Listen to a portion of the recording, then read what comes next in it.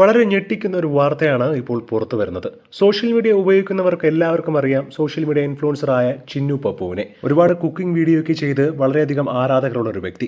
പക്ഷേ ഇന്നിതാ ചിന്നു പപ്പുവിനെ ആത്മഹത്യ ചെയ്ത നിലയിൽ കണ്ടെത്തിയിരിക്കുകയാണ്. കാസർഗോഡ് വിദ്യാനഗർ പോലീസ് സ്റ്റേഷൻ പരിധിയിലെ വാടക മുറിയിലാണ് ചിന്നു പപ്പുവിനെ തൂങ്ങി മരിച്ച നിലയിൽ കണ്ടെത്തിയത്. കുറച്ചു നാളായി ചിന്നു ഒറ്റയ്ക്കാണ് താമസിച്ചു വന്നത്. ഇൻസ്റ്റാഗ്രാമിൽ 2 ലക്ഷത്തിലധികം ഫോളോവേഴ്സിന് ചിന്നുവിനുണ്ട്.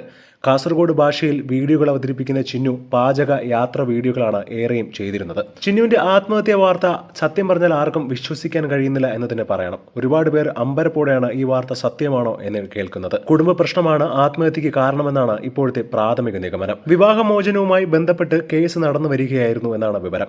സംഭവത്തെക്കുറിച്ച് അന്വേഷണം ആരംഭിച്ചതായിട്ട് ഇപ്പോൾ ഉദ്യോഗസ്ഥരും അറിയിച്ചിരിക്കുകയാണ്.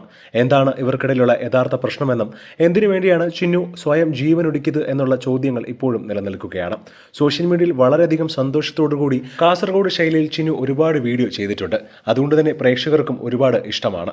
പക്ഷേ എന്താണ് ഈ കുട്ടിക്ക് പെട്ടെന്ന് ഇങ്ങനെ ഒരു സംഭവം ഉണ്ടാവാൻ കാരണം എന്നുള്ള ചോദ്യങ്ങളാണ് ഒരുപാട് പേർ കമന്റായി വരുന്നത്. എന്താണ് ഇതിനെക്കുറിച്ചുള്ള നിങ്ങളുടെ അഭിപ്രായമെന്ന് താഴെ മറക്കാതെ കമന്റ് ചെയ്യുക.